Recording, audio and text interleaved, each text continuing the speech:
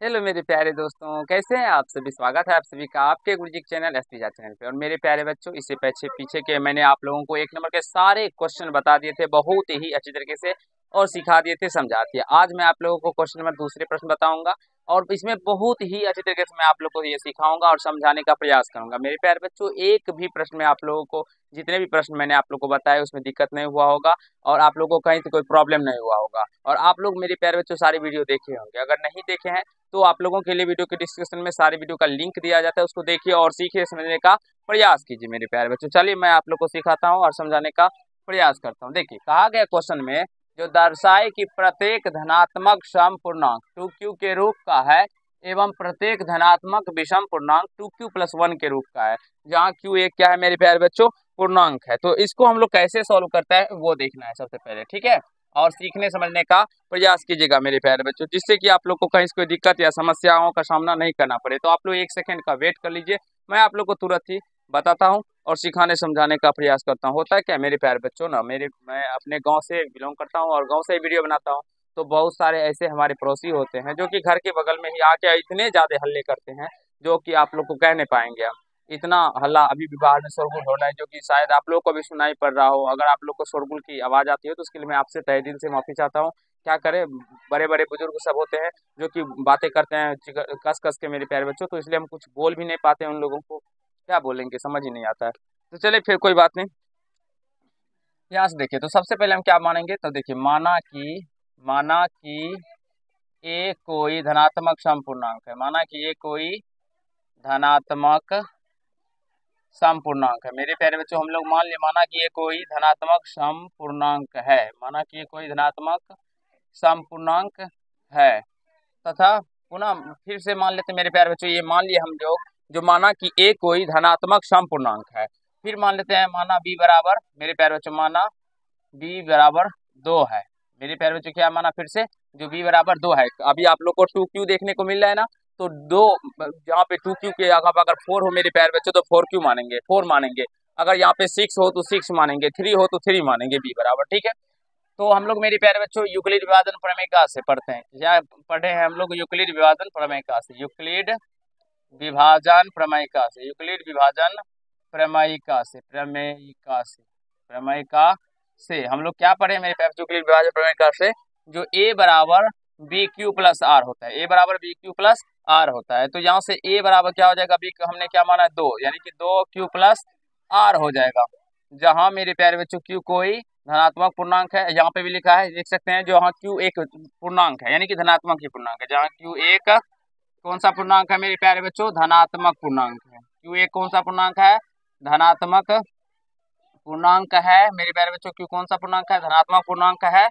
और मेरे प्यारे बच्चों अगर हम बात करें यहाँ पे, जो क्यू कौन सा पूर्णांक है, धनात्मक पूर्णांक है, तथा मेरे प्यारे बच्चों यहाँ पे जो आर का मान होगा वो 0 से क्या होगा, तो बड़ा होगा, या 0 के बराबर होगा आर का मान। लेकिन हमेशा से मेरे प्यारे बच्चों क्या होगा, 2 बी से छोटा होता है, तो यानी बी का मान 2 है, तो यहाँ पे जो 2 से क्या होगा, ये छोटा होगा। समझने का प्रयास कीजिएगा मेरे प्यारे बच्चों। यहाँ पे जो आर का मान होगा, मैंने आप लोग को सिखाया था यूक्लिड विभाजन प्रमेयिका में, जो ए बराबर क्या होता था, बी क्यू प्लस आर होता था। जहाँ आर का मान जो होता था मेरे प्यारे बच्चों, वो 0 से बड़ा या बराबर होता था, और बी से हमेशा क्या होता था, तो ये छोटा होता था। जो यही यूक्लिड विभाजन प्रमेयिका का नियम है मेरे प्यारे बच्चों। तो उसी तरीका से हम लोग यहाँ पे भी साबित कर रहे हैं। बी बराबर हमने 2 माना है मेरे प्यारे बच्चों, तो जब हमने 2 माना है तो आप लोग समझ रहे होंगे और सीख रहे होंगे यहाँ पे, जो 0 से आर का मान तो क्या होगा, बड़ा होगा या बराबर होगा।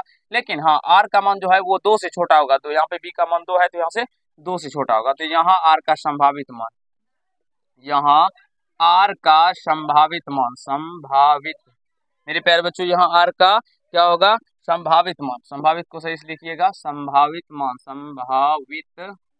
मान। यहाँ आर का जो संभावित मान होगा मेरे प्यारे बच्चों, क्या सब हो सकता है, आर का मान, यहाँ आर का संभावित मान, तो मेरे प्यारे बच्चों 0 हो सकता है, 1 होगा, 0 एवं 1 होगा, 0 एवं 1 होगा। 2 से तो मेरे प्यारे बच्चों छोटा ही होगा, ठीक है, 2 के बराबर भी नहीं होगा, ये आप लोग समझ सकते हैं, इतना है।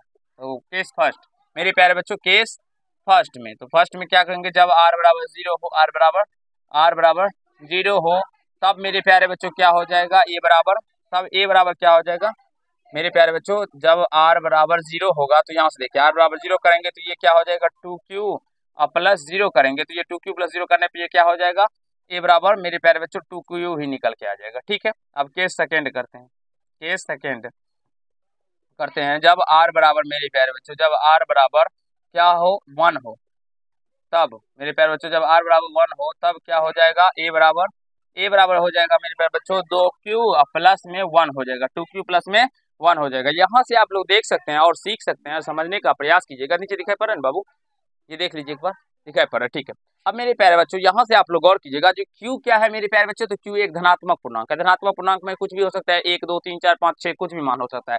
तो चलिए यहाँ पे 1 रखिए, Q का मान जब 1 रखेंगे तो यहाँ से देखिए 2Q है और 2Q प्लस 1 निकला है। तो जब हम 1 रखेंगे Q का मान तो ये 2 निकल के आएगा। जब मेरे प्यारे बच्चों एक यहाँ पे भी 1 रखेंगे तो 2 का 1 3 आएगा। फिर यहाँ पे अगर 2 रखेंगे तो ये 4 आएगा। फिर यहाँ पे 2 रखेंगे तो 2 दूना 4 1 5 आएगा। यहाँ पे 3 रखेंगे तो ये 6 आएगा। यहाँ पे 3 रखेंगे तो मेरे प्यारे बच्चों 7 आएगा।